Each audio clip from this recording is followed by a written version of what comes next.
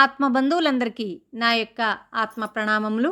Masters, నేను మీ లలిత. మిత్రులారా, ఈరోజు కూడా మనం మరికొంత జ్ఞానాన్ని గీతాయనం నుండి షేర్ చేసుకుందాం మాస్టర్స్. ముందుగా మనం షేర్ చేసుకోబోతున్న జ్ఞానం 7వ అధ్యాయం విజ్ఞాన యోగం గురించిన ముందు మాటలు. శ్రీ మద్భగవద్గీతలో విజ్ఞాన యోగం అన్నది 7వ అధ్యాయం. విజ్ఞానం అంటే అనుభవ జ్ఞానం. పరమాత్మను అనుభవంలో గ్రహించాలంటే పరమాత్మతత్వం యొక్క స్వరూప స్వభావ ప్రభావాల గురించి తెలిసి ఉండాలి. సృష్టికర్త అయిన పరమాత్మ యొక్క ప్రకృతి పురుషుడు లేక అపరా ప్రకృతి, పరా ప్రకృతి లేక జడ ప్రకృతి చైతన్యంగా పిలువబడుతుందని, ఈ రెండు ఒకదానికి ఇంకొకటి పరస్పరం ఆధారం అయినప్పటికీ ప్రకృతి యొక్క ఉనికి చైతన్యం అంటే ఆత్మ ద్వారానే కలుగుతుంది, కానీ ఆత్మ ప్రకృతి చేత బంధించబడదు అని ఆత్మ అంటే పరమాత్మ తత్వాన్ని వివరిస్తున్నారు శ్రీకృష్ణ పరమాత్మ ఈ అధ్యాయంలో. మాస్టర్స్, ఇప్పుడు మనం 7వ అధ్యాయం విజ్ఞాన యోగం నుండి మొదటి శ్లోకాన్ని మనం తెలుసుకుందాం మాస్టర్స్. శ్రీ భగవాను వాచ మయ్యాసక్తమనా పార్థ యోగం యుంజన్మధాశ్రయః అసంశయం సమగ్రం మాం యథా జ్ఞాస్యసి తచ్ఛృణు. మిత్రులారా, ఈ శ్లోకం యొక్క తాత్పర్యాన్ని ఇప్పుడు మనం తెలుసుకుందాం.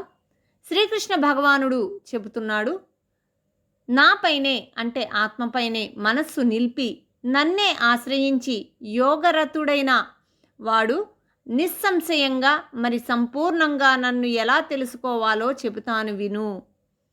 మిత్రులారా, ఇప్పుడు 2వ శ్లోకాన్ని మనం షేర్ చేసుకుందాం. జ్ఞానం తేహం సవిజ్ఞానం ఇదం వక్ష్యామ్యశేషతః యజ్ఞాత్వా నేహ భూయోన్యత్ జ్ఞాతవ్యమవశిష్యతే. మిత్రులారా, ఈ శ్లోకం యొక్క తాత్పర్యాన్ని ఇప్పుడు తెలుసుకుందాం. దేనిని తెలుసుకుంటే ఇక తెలుసుకోవలసింది అంటూ ఏదీ మిగిలి ఉండదో అలాంటి అనుభవపూర్వకమైన జ్ఞానాన్ని నీకు ఉపదేశిస్తాను అనేది ఈ శ్లోకం యొక్క తాత్పర్యం మాస్టర్స్. ఇప్పుడు 3వ శ్లోకాన్ని మనం షేర్ చేసుకుందాం. మనుష్యాణాం సహస్రేషు కశ్చిద్యతతి సిద్ధయే యతతామపి సిద్ధానాం కశ్చిన్మాం వేత్తి తత్వతః. వేలాది మందిలో ఏ ఒక్కడో మాత్రమే ఆత్మజ్ఞానం కోసం ప్రయత్నిస్తున్నాడు. అటువంటి వేలాది మంది యతులలో ఏ ఒక్కడో మాత్రమే తనను తాను సరిగ్గా తెలుసుకోగలుగుతున్నాడు అనేది ఈ శ్లోకం యొక్క తాత్పర్యం మాస్టర్స్. మిత్రులారా, ఇప్పుడు 4వ శ్లోకాన్ని మనం తెలుసుకుందాం. భూమిరాపో నలో వాయుః కం మనో బుద్ధిరేవ చ అహంకార ఇతీయం మే భిన్నా ప్రకృతిరష్టధా. ఈ శ్లోకం యొక్క తాత్పర్యాన్ని ఇప్పుడు తెలుసుకుందాం మాస్టర్స్.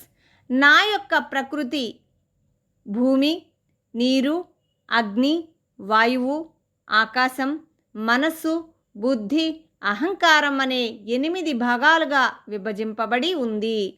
అంటే పంచభూతాలతో నిర్మితమైన పంచేంద్రియాల ద్వారా మనస్సు స్వీకరించిన విషయాలను బుద్ధి వివేచన చేసి విషయ జ్ఞానాన్ని కలిగించినప్పుడు అహంకారం దానిని అనుభవిస్తుంది అంటే స్వీకరిస్తుంది. మిత్రులారా, ఇప్పుడు 5వ శ్లోకాన్ని మనం తెలుసుకుందాం. అపరేయమితస్త్వన్యాం ప్రకృతిం విద్ధి మే పరాం జీవభూతం మహాబాహో యయేదం ధార్యతే జగత్. మిత్రులారా, ఈ శ్లోకం యొక్క తాత్పర్యాన్ని ఇప్పుడు తెలుసుకుందాం. అపర అనబడే ఈ అష్టవిధ ప్రకృతి జడమైనదని, దీనికంటే వేరైనది, జీవరూపమైనది, ఈ సమస్త విశ్వాన్ని ధరించింది అయిన నా యొక్క పరాప్రకృతియే అంటే చైతన్యమే ఉత్కృష్టమైనదని తెలుసుకో. అంటే జడమైన అపరా ప్రకృతి వల్ల కలిగిన ఈ దేహ మనోబుద్ధులను చైతన్యవంతం చేసే శక్తి ఏదైతే ఉందో అది పరాప్రకృతి అనే చైతన్య లేక జీవశక్తి లేక పురుషుడు. మిత్రులారా, మనం ఇప్పుడు 7వ అధ్యాయంలోంచి కొన్ని శ్లోకాలను వాటికి సంబంధించిన ఆ జ్ఞానాన్ని మనం తెలుసుకున్నాం కదా మాస్టర్స్. మరి మనం ఎలా నిర్మితమయ్యాం, ఆ మనలోనే ఆ ప్రకృతి ఎలా ఉంది అనే జ్ఞానాన్ని చక్కగా మనం తెలుసుకున్నాం కదా. కాబట్టి ప్రకృతిని మనం సంరక్షిద్దాం, ఎందుకంటే ప్రకృతిలో భాగమే మనం. మాస్టర్స్, మరిన్ని వీడియో నోటిఫికేషన్స్ కోసం ఈ ఛానల్ని సబ్స్క్రైబ్ చేయండి, లైక్ చేయండి, షేర్ చేయండి. Thank you very much.